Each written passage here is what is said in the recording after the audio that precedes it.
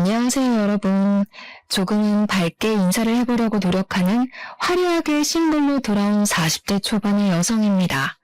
몇 년간의 이야기를 어떻게 풀어볼까 하고 조금 소가리를 하다가 일단 글을 써야 이야기도 술술 나오겠다 싶어서 타자를 열심히 두들기고 있습니다. 제가 겪은 이야기는 정말 상상을 초월하는 이야기라서 감히 자신 있게 이야기를 해볼 수 있을 것 같습니다.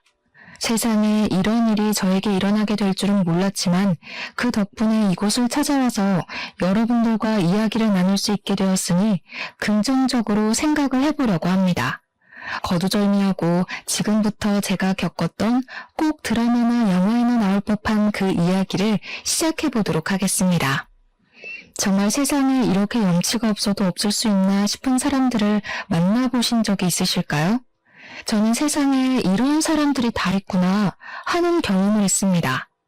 저희 아버지는 은행에서 정년을 보내신 분이시고 항상 청렴결백한 마음으로 일생을 보내셨던 분이셨습니다. 지점장까지 일을 하셨고 같이 일하는 직원분들에게 항상 윗물이 맑아야 아랫물이 맑다고 하시면서 누구보다 정의롭고 아랫사람들을 위해서 일을 하셨던 분이셨습니다. 그 덕에 저는 항상 아버지를 존경할 수 있었고 저에게도 늘 모범이 되어주시고 교훈이 되어주시는 교과서 같은 분이셨습니다. 저희 어머니께서는 평생을 전업주부로 살면서 아버지를 보필하고 자식들을 키우는 것을 제일 최우선으로 생각하시면서 보내셨던 분이셨습니다. 늘 따뜻한 밥 한 끼 먹는 것을 중요하게 생각하셨던 분이셨기 때문에 저는 집에서 보내는 시간이 가장 행복하고 즐거웠습니다. 부모님께서 저에게 사랑을 주신 만큼 저 또한 밝고 빛나는 사람으로 자랄 수 있었다고 생각합니다. 그렇게 유년 시절, 학창 시절을 보낸 뒤 저는 대학을 졸업하고 꽤 괜찮은 회사를 다니면서 여유를 즐기며 살고 있었는데 우연히 기회가 찾아오게 되었습니다. 급하게 회사 선배님께서 저에게 소개팅 자리가 갑자기 파투가 나게 생겼다면서 대신해서 자리를 나가줄 수 있겠냐고 물어보셨고 심심했던 저는 흔쾌히 나가겠다고 대답을 했습니다. 그 자리에서 저는 남편을 만나게 되었습니다. 저는 남편과 처음 소개팅을 하던 날을 아직도 기억하고 있습니다. 남편은 소개팅 당일 세심하게 코스를 짜왔는데 그 모습을 보고 괜찮은 사람이라고 느끼게 되었습니다. 제가 사실 결정하는데 어려움 있는 남자들을 싫어하는 타입이라서 이 남자가 일일이 코스를 짜오고 두 번째, 세 번째 대안을 짜온 모습이 마음에 들었던 것이었습니다. 남자가 칼을 뽑았으면 무라도 썰어야 하지 않겠습니까? 박력 있게 자기가 원하는 바를 딱딱 말해주는 사람을 찾고 싶었던 저에게 남편은 아주 괜찮은 사람이었던 거죠. 저는 땜질로 나가게 된 소개팅 자리이긴 했지만 둘 다 나이가 어느 정도 있었기 때문에 결혼을 전제로 만나보기로 결정을 내리게 되었습니다. 물론 저도 남편의 인상이나 성격이 호감이었으니까 남편이 저에게 결혼을 전제로 한 연애를 들이밀었을 때 오케이를 한 것이겠죠.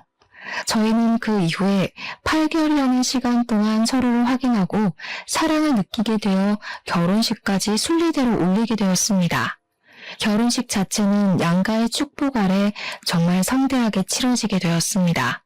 아무래도 저희 아버지께서 은행 지점장을 하고 계시니 손님들이 꽤 많이 오셨던 것입니다.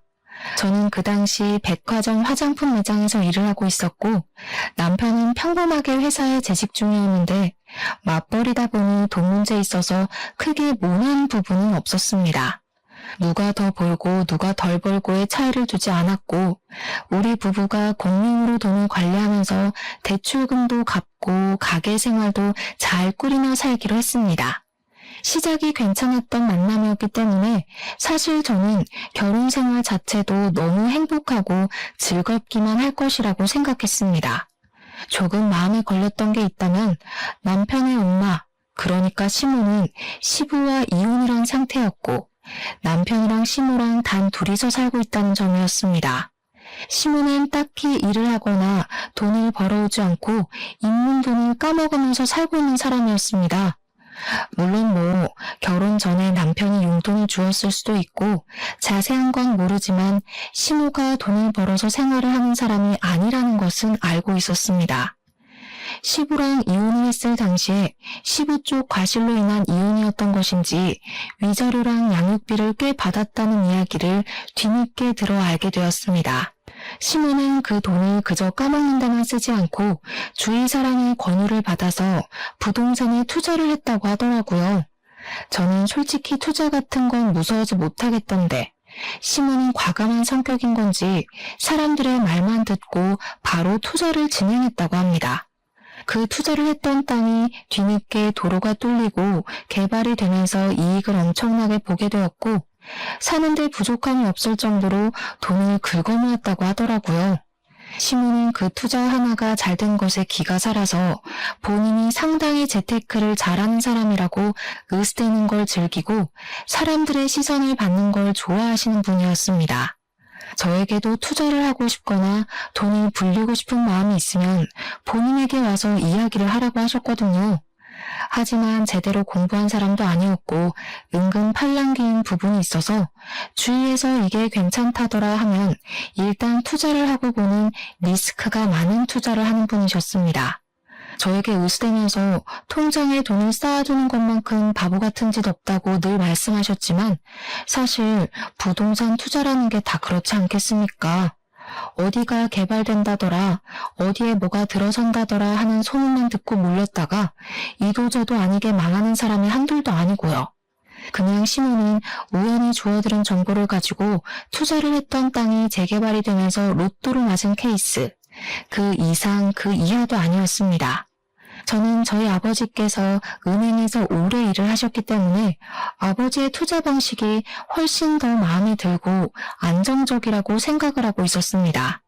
단지 수익률은 시모보다 떨어질지 몰라도 아버지께서는 단돈 10,000원을 벌어도 손실이 나지 않는 곳으로 최대한 알아보고 일을 하셨습니다. 시모는 그런 단순한 노력도 없으면서 자기가 벌었던 돈에 대한 뽕으로 취해 사시는 분이었고요. 아무튼 집은 반반 대출로 얻게 되었는데 아버지가 일하시는 은행을 통해서 조금은 손쉽게 대출을 받아 얻을 수가 있었습니다. 사실 저희 부모님께서는 돈 싸들고 있어봐야 뭐하냐, 죽어서 들고 갈 것 아니라며 조금 도와주시겠다고 하셨지만 그 부분은 제가 딱 잘라 거절을 했습니다. 왜냐하면 돈이 있다고 투자를 외치시던 시모가 집을 구할 때가 되자 저희에게 단 한 푼도 도와줄 수 없다고 선언을 하시고는 바라지도 말라고 하셨거든요. 세상에 아파트를 매매하는 것만큼 실패한 투자가 없다면서 집값은 어떻게 될지 모르는 거라고 손해보기 싫다고 하셨습니다. 시모의 마음도 이해가 가지 않는 것은 아니었지만 아들이 결혼하는데 너무 매정한 것 같아서 서운함이 느껴지기도 했었습니다. 시모가 도와주지 않겠다고 선언을 한 상태에서 저희 부모님께서 도와주시겠다고 하셨고 저도 억울한 마음이 드는 것이 싫어서 거절을 했던 것이었습니다. 남편에게도 서로 양가해서 돕지 않겠다고 했으니 정확하게 반반 결혼을 하자고 했고 허례허식은 피하기로 결정을 내렸습니다. 하지만 인생사라는 게 저희 두 사람의 생각과 계획대로만 착착 진행이 될 리가 없지 않겠습니까?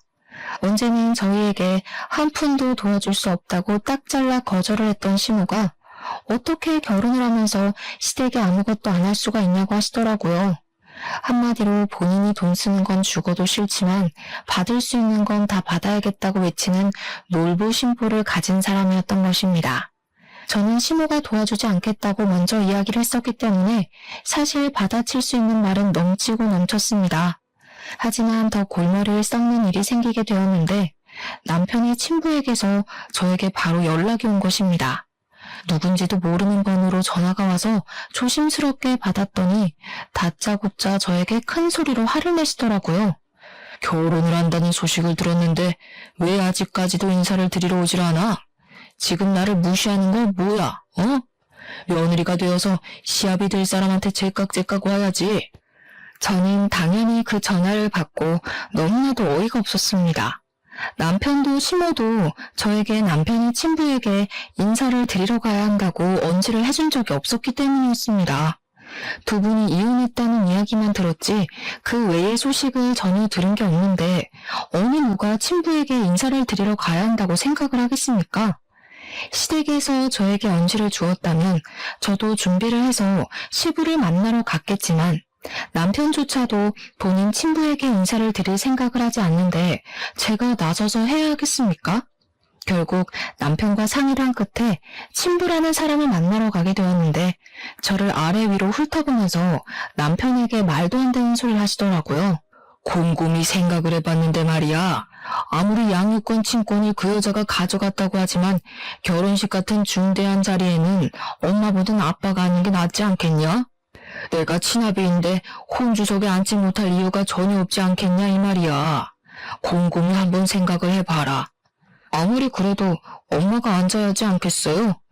네 어미가 혼주석에 앉겠다고 하든 내가 새장가 들은 거 너도 알지? 내 부인이랑 같이 혼주석에 앉는 것도 나쁘지 않을 것 같은데. 저는 그 대화를 듣고 정신이 멍해지는 기분이 들었습니다. 지금의 남편을 평생 키우고 함께 살았던 시모의 자리에 새엄마를 앉히고 싶다고 말을 하는 시부. 그런 사람을 누가 이해할 수 있겠습니까? 제가 그때라도 이 집안이 상당히 콩가루구나, 정상이 아니구나 하는 걸 느꼈을 때 도망을 쳤어야 하는데 말입니다. 사람은 참 미련하고 바보 같은 동물이지 않겠습니까? 이미 신혼집도 다 구해준 상황에서 그냥 이 상황을 모면해야겠다는 생각밖에 들지 않았기에 저는 필사적으로 대화를 다른 주제로 돌리려고 애를 썼습니다. 그런데 이 바보 같은 남편놈이 무슨 생각으로 그런 소리를 한 건지 시모한테 가가지고 시부 이야기를 고스란히 전달을 한 게 아니겠습니까? 이야기를 전해들은 시모는 노발대발 난리를 치면서 그 정신나간 인간이 노망이 난 것이 틀림없다며 분노를 감추지 않았습니다. 자기가 도대체 애 키우는데 뭘 해주는 게 있다고 혼주석에, 그것도 새 마누라랑 앉겠다고 난리야 난리를.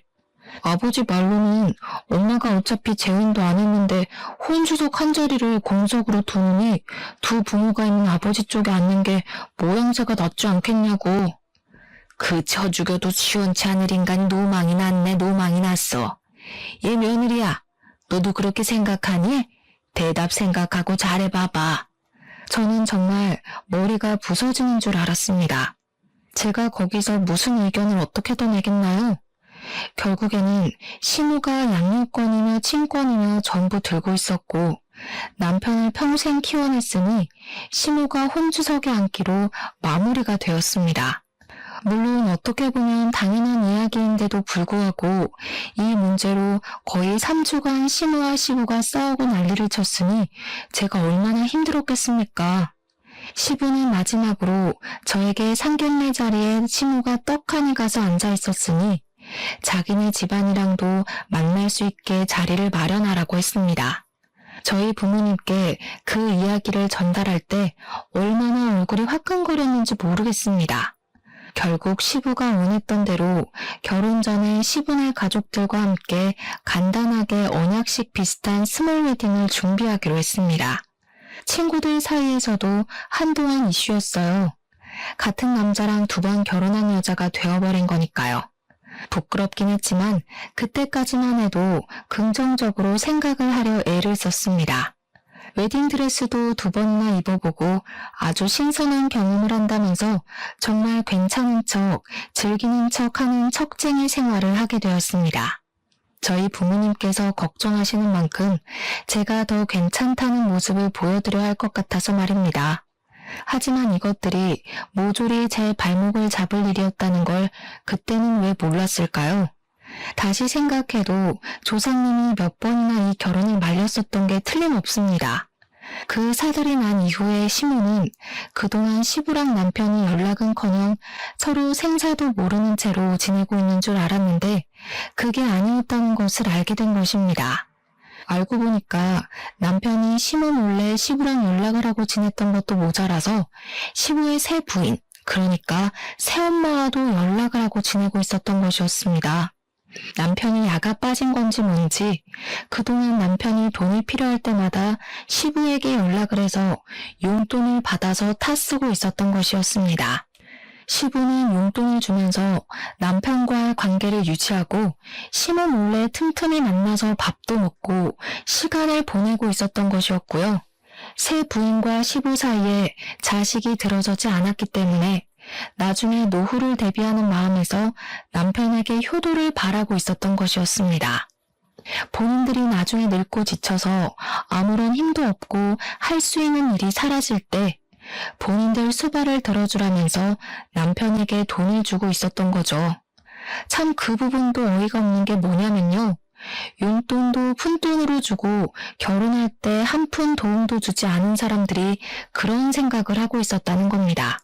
돈이라도 막 몇 억을 주었다면 당연히 효도를 해야 하는 건 맞지만 뭐 끽해봐야 가끔 밥이나 사 먹으라고 용돈을 주는 정도였던 걸로 알고 있습니다.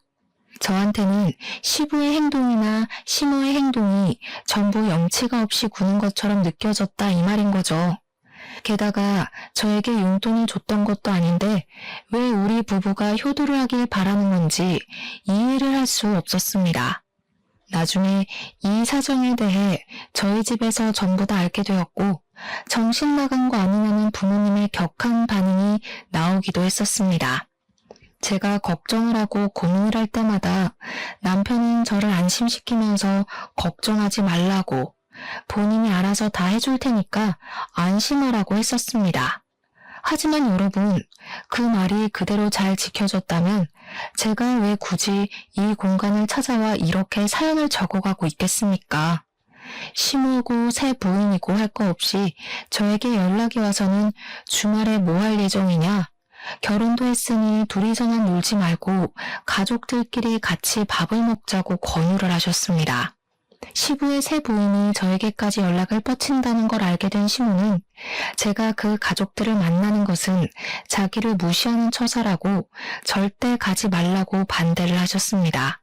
사실 반대를 안 하셨어도 안 갔을 자리이긴 하지만 그 핑계를 대면서 시모는 주말에 저희 집에서 늘어붙기 시작하셨습니다. 아침에 찾아와서 오늘 어디 나갈 예정이냐 아니면 집에 있자 하시고는 제가 누구랑 연락을 하는지 꼼꼼하게 살펴보셨습니다. 저희 부모님께 이 고충을 토로했더니 제 걱정에 밤에 잠이 안 온다고 하시더라고요. 참 제가 못난 딸이죠. 신혼생활을 시작한 이후에 주말에 시모가 저희 집에 찾아오지 않는 날이 없을 정도로 매번 저희 신혼집을 방문하셨습니다. 이유는 뭐 당연히 시부와 새 부인을 만나지 말라는 명목이었으나 실상은 조금 달랐습니다. 주말마다 저희 집에 와서 살림에 참견을 하고 저를 못 시켜 먹어서 안달이 난 사람처럼 구는 것이 아니겠습니까? 예, 우리 아들이 얼마나 집에서 밥을 잘 먹고 다니는지 궁금해 죽겠으니까 밥이나 한번 거하게 차려봐라.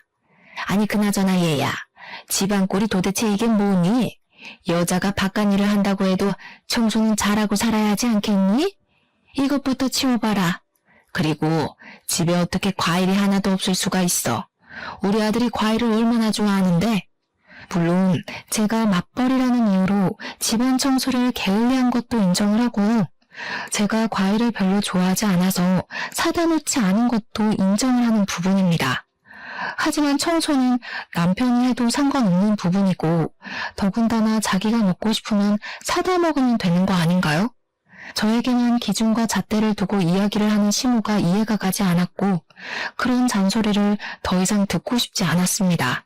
결국 이런 생활이 3개월 동안 내내 반복이 되자 저도 더 이상은 참을 수가 없어서 시모에게 냅다 소리를 지르면서 이야기를 했습니다. 그리고 시모에게만 해봐야 소용이 없다는 것을 깨닫고 시부에게도 연락을 드려서 말을 하게 되었습니다. 제가 한 이야기의 요점은 결혼식 혼주석에 앉은 게 시모이듯 남편을 평생 키운 사람은 시부가 아니라 시모인 건 틀림없다. 그러니까 우리가 최소한의 도리만 하고 살 수 있게 서로 양해를 해달라는 말이었습니다. 시모가 계속 시부에게 신경을 곤두세우니 가운데서 새우등 터지는 건 저뿐이었거든요. 제가 언제까지 양쪽의 눈치만 보면서 살 수는 없지 않겠습니까? 시모와 시부한테도 서로 알아듣게 잘 이야기를 했으니 주말에는 제발 집에서 가만히 시체처럼 쉴 수 있게 도와달라고 읍소를 했습니다. 정말 저희 부모님께도 그렇게 애원을 해본 적이 없는 것 같은데 말입니다. 제 말은 서로 제발 신경을 곤두세워서 누구한테 더 잘하네 마네 이런 소리 하지 마시라는 거예요. 저희도 이제 부부간의 생활을 시작하게 되었으니 존중해 주셨으면 좋겠습니다. 저희 부부 맞벌이로 일을 하고 있는데 저도 쉴 시간이 필요하다고요. 제가 백화점 화장품 브랜드 매장에서 일을 하고 있었기 때문에 사실은 평일보다 주말이 더 바쁜 직종이긴 했습니다. 그런데 제가 연차가 많이 쌓여 있어서 휴무일 조정이 쉽고 신혼부부라서 주말에 쉴 수 있게 배려도 받았단 말입니다. 하지만 시모가 매번 그렇게 찾아와서 저를 감시하고 있는데 어떻게 쉬겠습니까? 차라리 출근을 해야겠다는 생각이 들 정도였습니다. 백화점이라는 게 1년 365일 쉬지 않고 돌아가는데 오죽하면 출근을 해서 일을 하는 게 낫겠다고 생각을 하겠냔 말입니다. 제가 전화로 난리를 치우자 결국 시모도 시부도 저한테 불만이 쌓인 채로 휴전 아닌 휴전을 하게 되었습니다. 그 난리 이후에 저는 다시 평화를 찾게 되었고 참는 게 정답이 아니라는 걸 알게 되어서 불만이 있으면 바로바로 말을 하는 사람으로 변하게 되었습니다. 시모가 그 이후에도 가끔은 저희 집에 찾아와서 트집을 잡곤 했는데 그러면 저도 바로 시댁으로 달려가서 시모의 집에 트집을 잡았습니다. 시모가 저희 집에 와서 괜히 커튼을 만지작거리면서 이게 무슨 색이냐, 인테리어를 망친다, 색 누가 골랐냐 하며 제가 고른 거 뻔히 알면서 이야기를 하시대요. 저는 그런 치졸한 모습으로 구는 시모가 어이가 없어서 다음날 바로 퇴근하자마자 시댁으로 찾아왔습니다. 어머님, 다시 보니까 소파 색깔이 영 칙칙한 게 별로네요. 재질도 별로인 것 같고. 집이랑 너무 안 맞는 거 아니에요? 싸구려를 사셨나? 우리 시모가 졸부이다 보니까 뭐든 비싼 게 최고라는 생각으로 사시는 분이셨거든요. 당연히 소파도 최고급 소파일 게 분명했지만 일부러 시모 들으라고 싸구려를 강조하면서 이야기를 했습니다. 시모가 가전으로 트집을 잡으면 저도 가서 일부러 독일제 주방기구를 보고 이거 중소기업 거냐고 깎아내리기도 했고요. 저희 시모가 몸집이 조금 뚱뚱하게 있는 편인데 저는 사실 시모보다 키도 10cm나 크고 몸도 호리호리하게 마른 편이거든요. 시모는 그게 또 은근히 비교가 되고 불만이 오는지 자꾸 본인이 안 입는 옷을 저에게 막 주는 겁니다. 저랑 허리 사이즈부터가 다른데 일부러 자기한테는 커서 못 입는 옷이라고 하면서 저에게 사이즈 딱인 것 같다고 가서 입으라고 쥐어주셨습니다. 하도 제 몸을 가지고 후려치시길래 처음에는 그냥 웃기고 말았는데 계속 저러니까 저도 슬슬 짜증이 나더라고요. 어머님, 이거 딱 보기에도 사이즈가 안 맞아 보이지 않으세요? 어머님 보는 눈이 진짜 없으시다. 저 허리 27 사이즈 입어요. 어머님은 넉넉한 거 찾으셔서 고무줄 바지만 입으시잖아요. 저 이거 안 맞아요. 혹시 이거 한번 입어보신 거 아니에요? 허리가 늘어난 것 같아서요.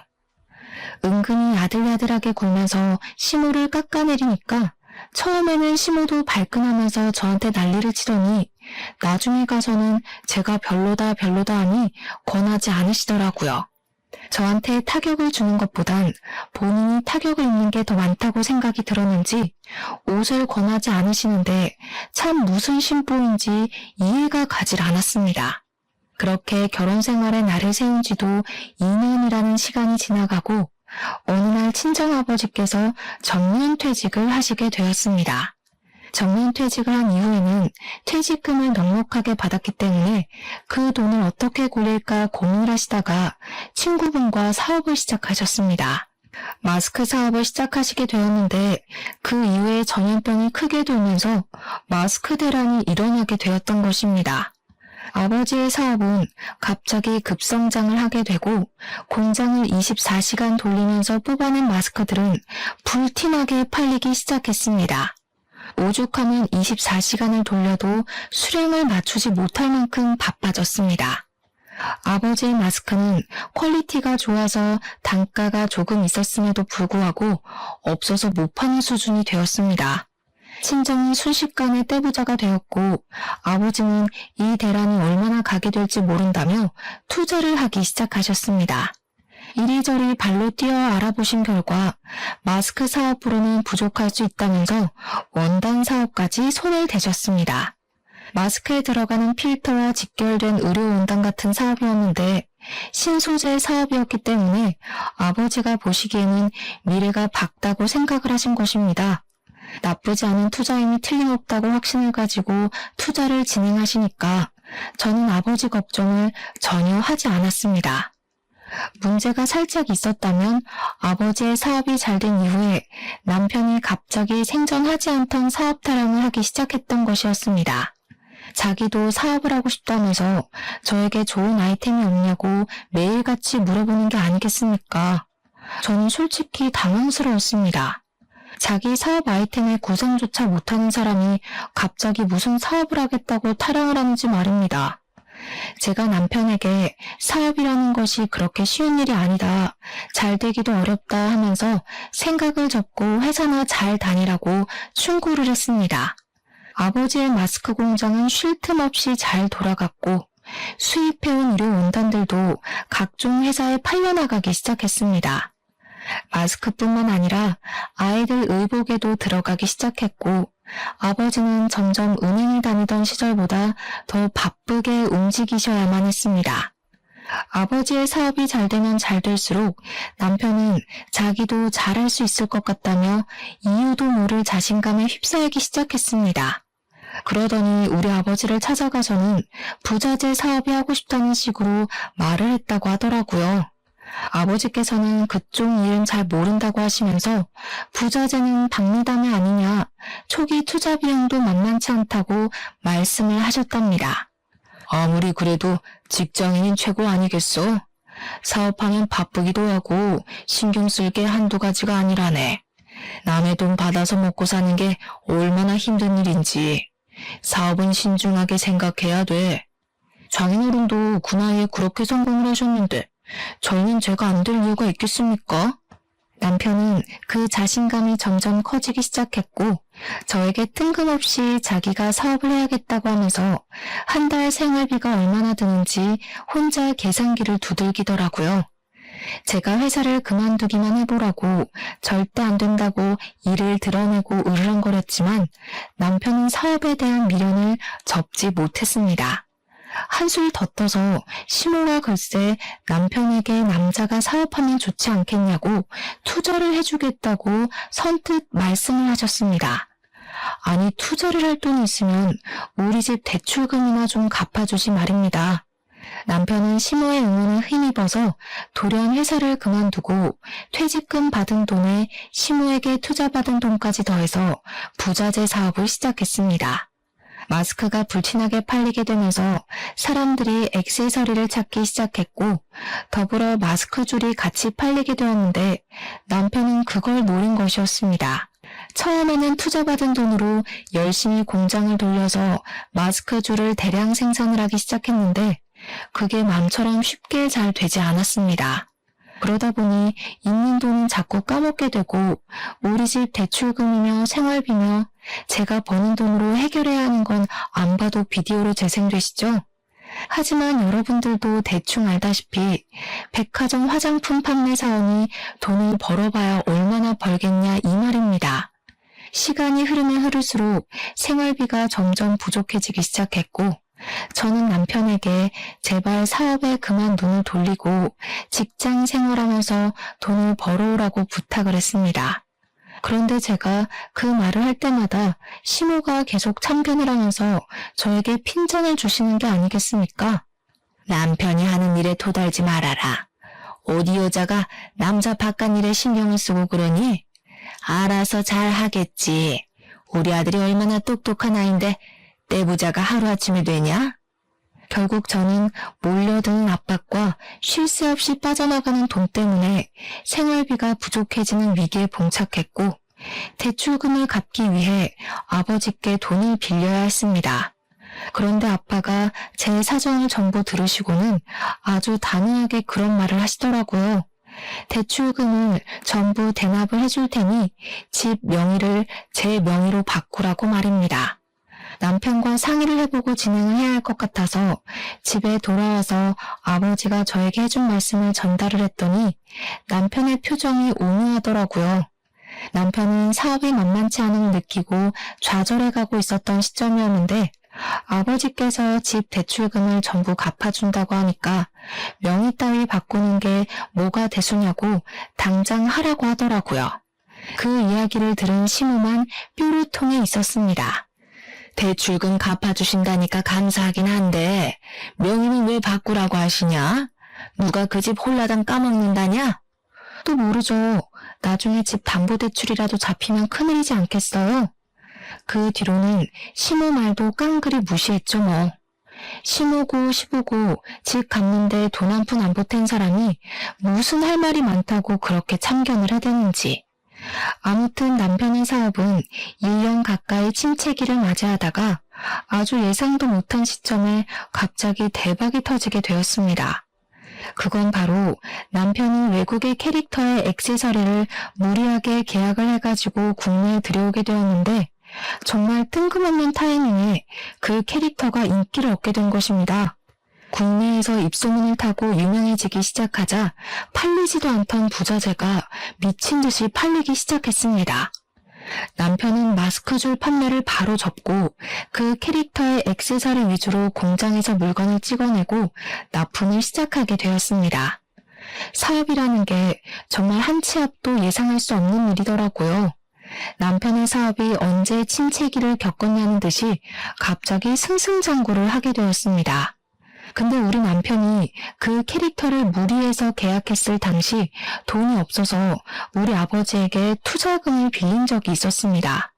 저는 아버지에게 이 사람이 다시 직장에 다니는 것이 좋겠다, 도와주지 말라고 이야기를 했었는데 아버지는 사업을 시작했으면 실패도 겪어봐야 성장하는 법이라고 하셨습니다. 그래서 꽤 큰 돈을 턱 빌려주셨는데 그 돈이 무려 2억이나 되었습니다. 그 캐릭터가 사실 해외에서도 그다지 인기가 있었던 캐릭터는 아니라서 부자재를 거의 독점으로 들여오는데 그 돈이 필요했던 것입니다. 그걸 아버지한테 빌려서 계약을 하게 되었는데 이젠 뭐 그 돈을 갚고도 남을 만큼 매출이 훌쩍 뛰게 되었습니다. 그런데 정말 반전으로 그때 저희 아버지의 사업이 갑자기 내리막길을 걷게 되었습니다. 아버지께서 신소재 쪽으로 완전히 눈을 돌렸는데 대기업에서 아버지의 사업 아이템을 훔쳐서 장사를 하기 시작한 것입니다. 대기업을 어떻게 개인 사업자가 이길 수 있겠습니까? 거래처는 물론이고 홍보며 소재 개발까지도 싹 대기업에 빼앗기게 되었습니다. 그때쯤 마스크 사업도 공장들이 풀가동을 하면서 수요가 확 줄게 되었고요. 아버지의 사업이 크게 휘청하게 되었는데 남편의 사업은 나날이 고공행진을 하고 있었습니다. 남편은 독하게도 남편의 공장이 아닌 다른 공장에서 카피해서 판매를 하는 그 캐릭터들을 전부 신고해서 완전히 시장을 독점하고 있었습니다. 인터넷에서 판매되고 있는 짝퉁 제품들을 하나하나 찾아서 신고를 하고 판매 중지를 걸고 있었던 것입니다.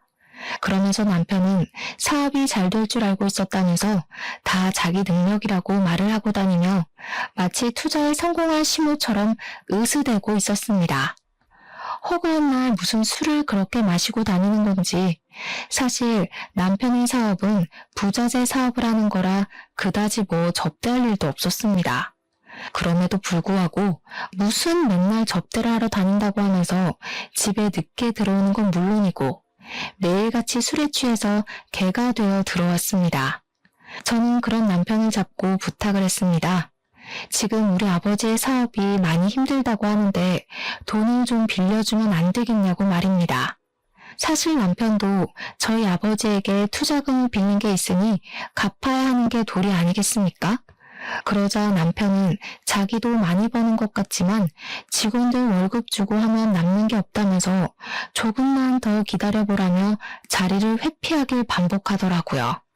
아버지의 공장이 굴러가고 있긴 했지만 자꾸만 적자가 나는 상황이었고 결국에는 공장을 정리해야 할 것 같다고 이야기를 하셨습니다. 그래도 그간 투자가 불려놓은 재산이 있어서 크게 망하고 빚이 생기고 한 것은 아니었지만 저는 마음이 정말 너무 안타까워 어쩔 줄을 몰랐습니다.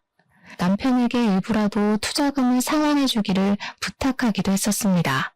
2억이 갑자기 생기면 부모님의 노후자금으로 충분할 것 같다고 생각을 했기 때문에 남편을 붙잡고 진지하게 이야기를 한 것입니다. 남편은 알겠다고 하면서 매달 돈을 갚아 나가겠다고 약속을 했는데 참 나중에 아버지께 들어서 알게 되었습니다. 우리 남편이 투자금을 갚겠다고 하면서 매달 50만 원이라는 돈을 보냈다는 것입니다. 거기서 저는 이성을 잃었죠. 시모는 본인 아들이 매달 50만 원을 보내는 것에 감사할 줄 알아야지 가족들끼리 돈 문제로 얼굴 붉히고 따지는 게 아니라는 식으로 말을 하시더라고요. 저는 남편이 우리 아버지에게 빌린 돈을 갚아야 하는 건 당연한 거다. 어려울 때 도움을 받았으니 우리 아버지 사업이 어려울 때 도와야 하는 거라고 했습니다. 하지만 시모는 저의 그런 생각 자체가 틀려먹은 것이라고 이야기를 하는 것이 아니겠습니까? 하루는 시모가 우리 집에 참견을 하러 오셨다가 지갑을 두고 가시는 바람에 제가 시모의 집으로 오랜만에 방문을 하게 되었습니다.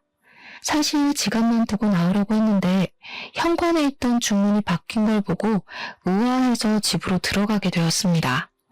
저 정말 너무 깜짝 놀랐잖아요. 시모네 집 가구며 가전이며 전부 새 걸로 싹 바뀌어 있었거든요. 어머님, 이게 다 뭐예요? 집 인테리어가 싹 바뀌었네요. 그러니까 시모가 갑자기 동공이 막 흔들리면서 너무나도 당황을 하시는 게 아니겠습니까? 그냥 바꿨으면 바꿨다고 하면 되는데 말입니다. 그 순간 저에게 촉이라는 게 싹 꽂혀 들어왔는데 냉장고, TV, 공기청정기, 세탁기, 건조기, 청소기 전부 새 것으로 바뀐 게 시모가 무슨 돈이 있어서 이걸 다 샀나 싶더라고요. 물론 시모도 바꾸려면 한 번에 바꿀 재력이 없는 건 아니지만 평소에 가전 바꾸는 것에 그다지 신경을 쓰지 않던 분이셨거든요. 이거 혹시 전부 남편이 바꿔준 거예요? 아니, 우리 아들이 혼자 사는 내가 적적해 보인다고 사줬다 왜? 너무 당당하게 이야기를 하시는데 우리 아버지한테는 돈 없다고 한 달에 고작 50만 원 보내는 주제에 몇백, 아니 몇천만 원을 줘가면서 시댁 가구를 바꿔준 게 말이 됩니까? 그것도 멀쩡하게 잘 쓸 수 있는 상품들을. 죄다 새 걸로 교체를 했다는 게 사치 그 이상도 이하도 아니게 느껴졌습니다. 저는 그때 남편에게 정말 조금 남아있던 정까지 모두 다 털려버렸습니다. 저는 바로 친정으로 찾아가 이 모든 사실을 이야기를 했습니다. 아버지, 나 이혼하고 싶은데 지금 살고 있는 집 명의가 제 명의지 않겠어요? 그러니 이혼하고 이 집 팔아서 아버지 사업 급한불을 끄면 어때요? 아버지께서는 제가 이혼하고 싶어하는 이유에 대해 쭉 들어보시더니 곰곰이 생각을 하기 시작하셨습니다. 한참 뒤에 벌떡 일어나셔서 저에게 무슨 종이를 하나 내밀면서 도저히 괘씸해서 안 되겠다고 이대로 이혼만 하면 억울하지 않겠냐고 하시더라고요. 그 종이를 읽어보니까 변호사 공증까지 받은 차용증이 아니겠습니까? 자세한 내용에는 남편에게 빌려주었던 돈에 대한 차용증과 그 투자금을 갚지 못할 경우 남편의 회사에 지분을 행사할 수 있다는 공증이 적혀 있었습니다. 애초에 사업을 허투루 하지 않으시는 아버지의 성격이 고스란히 묻어나는 대목이기도 했습니다. 어떤 경우가 올지 몰라서 미리 그 지분에 대한 영향력을 행사하겠다고 변호사 공증을 받아놓으셨고 사업을 처음 시작한 남편은 뭣도 모르고 도장을 찍은 겁니다. 아버지께서는 그동안 딸의 집안 살림살이에 보탬이 되길 바래서 그동안 권리 행사를 할 생각을 하지 않았던 것이라고 하셨습니다. 하지만 이혼을 이야기한 마당에 이런 것이 다 무슨 소용이냐고 지켜만 보고 있을 순 없다고 하셨습니다. 그러더니 남편에게 친정으로 오라고 부르셨고 이 모질이 같은 남편은 상황 파악도 전혀 하지 못하고 친정에 와서 떵떵거리더라고요. 제가 왜 50만 원 드리는 걸로 부족해요? 사업 실패할 걸 생각하시고 움직이셨어야죠. 어떻게 마냥 사업이 잘 되기만 하겠어요? 미리미리 대비를 하셨어야지. 제가 그 말에 너무 화가 나서 부들부들 떨고 있는데 저희 아버지께서는 태연자약하게 이야기를 하시더라고요. 우리 딸이 자네랑 이혼을 하겠다고 하는데 내가 자네의 만행을 언제까지 지켜봐 줄 수 없지 않겠나? 이거 기억나지? 그러면서 미리 준비해 두셨던 차용증 서류를 꺼내서 남편의 얼굴 앞에 떡하니 들이미셨습니다. 남편이 그걸 읽더니 무척이나 당황해하면서 머리를 긁더라고요. 저도 기억이 나긴 하는데요. 이것도 당장 갚을 돈이 있어야지 갚지 않겠습니까? 아시다시피 저도 매달 50만 원 드리는 게 버거워서요. 갑자기 태도를 바꾸는데 헛웃음이 나더라고요. 이렇게 염치도 없고 눈치도 없는 새끼랑 그 시간을 어떻게 버티며 보낸 건지 참으로 제가 미련스럽고 바보같이 느껴졌습니다. 아버지께서는 오히려 여유롭게 남편에게 이야기를 하셨습니다. 그럼 내가 사업에 대한 권리를 찾아오는 수밖에 없겠구먼. 투자금 2억에 대한 기본 35%만큼의 권리를 행사하도록 하겠네. 수익도 당연히 그만큼 나에게 나눠야 할 것이고 자네가 하고 있는 캐릭터 사업에 대한 저작권 또한 나눠 가지는 게 좋겠군. 아니, 35%나 행사를 하시겠다고요? 자네 처음 사업할 때 얼마 들고 했나? 내가 투자해준 2억이 거의 반 이상이라고 알고 있는데 말이야. 내가 35%로 정한 것도 우리 딸을 위해서 했던 거지. 말 맞다나 내가 그 회사의 반 이상의 지분을 가져도 자넨 할 말 없어. 남편은 아버지께 시간을 조금 더 달라고 이야기를 한 뒤 저를 보면서 집에 가자고 일어나라고 하더라고요. 이 눈치 없는 새끼는 귓구멍이 막힌 건지 불과 몇 분 전에 제가 이혼하겠다고 말을 했던 건 듣지도 않았나 봅니다. 내가 당신을 왜 따라가? 나 이혼할 거라니까. 그리고 그 집도 내 집인 거 알지? 가도 당신은 시댁으로 가. 내 집에 발 디딜 생각하지 말고. 남편은 씩씩거리면서 친정을 나섰고 그 이후에 며칠 동안 변호사를 만나서 아버지께 돈을 주지 않을 방법을 찾으러 다니는 것 같았습니다. 그런데 남편이 이미 인감도장까지 꽝꽝 찍은 마당에 무슨 별다른 방법이 존재할 리 없지 않겠습니까? 아버지께서는 더 기다려주지 않고 바로 추심에 들어가기 시작했고 법적 공방이 지지부진하게 이루어지다가 결국에는 남편이 아버지께로 돈을 배분하라는 판결이 나왔습니다. 한번 그런 판결이 나오니 저작권에 대한 권리까지 아버지께 일부 양도가 되었습니다. 그 사이에 저는 남편을 그냥 두고 보지 않고 바로 이혼 소송에 돌입을 했고요. 그 소식을 전부 전해들은 시모는 저를 찾아와 제 멱살을 잡아 올렸습니다. 배은망덕하게 여태 같이 살아준 남편을 배신하고 돈독이 올라서는. 그 말에 너무 열이 받은 저는 시모의 멱살을 같이 잡아 올렸습니다. 제가 그렇게 힘이 셀 거라고 예상을 못한 건지 시모는 놀라서 어쩔 줄 몰라 하더라고요. 지금 누가 누구 보고 배은망덕을 입에 올리는 겁니까? 투자금 받을 때는 세상 효자인 척하면서 평생 효도하겠다고 하더니 월에 50만 원을 줘요? 꼴랑! 시몬의 집에 있는 가정가구들은 몇 천만 원 주고 싹 바꿔주면서 돈 없다고 난리를 피우는 게 효도입니까? 그러면서 멱살을 잡고 흔드는데 제가 시모보다 좋기 10cm는 더 크니 시모가 바람에 부는 갈대처럼 흔들리더라고요. 결국 그날 시모는 본전도 못 찾고 돌아가고 남편은 저희 아버지께 수익 배분을 시작했으며 아버지는 그 캐릭터에 대한 사용권을 인정받았습니다. 남편 보란 듯이 마스크며 뭐며 그 캐릭터들을 죄다 찍어내기 시작했습니다. 거기다가 일부러 다른 업체들이 사용할 수 있도록 저작권의 다중계약을 찍어내기 시작했습니다. 당연히 아버지께서도 지분을 인정받았기에 법적으로 아무런 문제가 되지 않더라고요.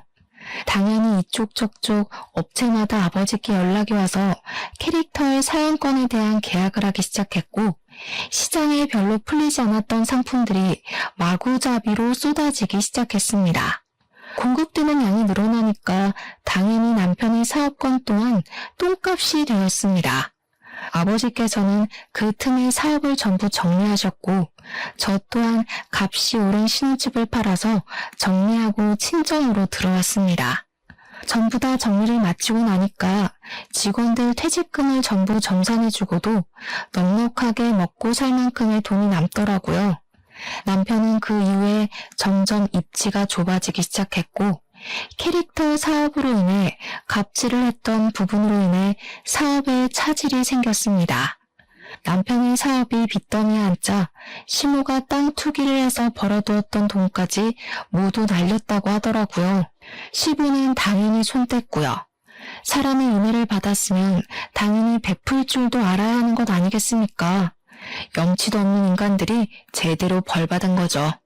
개구리 올챙이적 시절 기억 못한다고 남편과 시모가 결국 이사달이 나서 쫄딱 망할 줄 알았습니다. 제 속이 시원해지고 나니까 이렇게 속풀이 사연도 올려볼 수 있게 되었네요. 모쪼록 평안한 하루 보내시고 받은 게 있으면 그만큼 베풀 줄도 아는 여러분이 되길 바라면서 이만 글을 줄이겠습니다.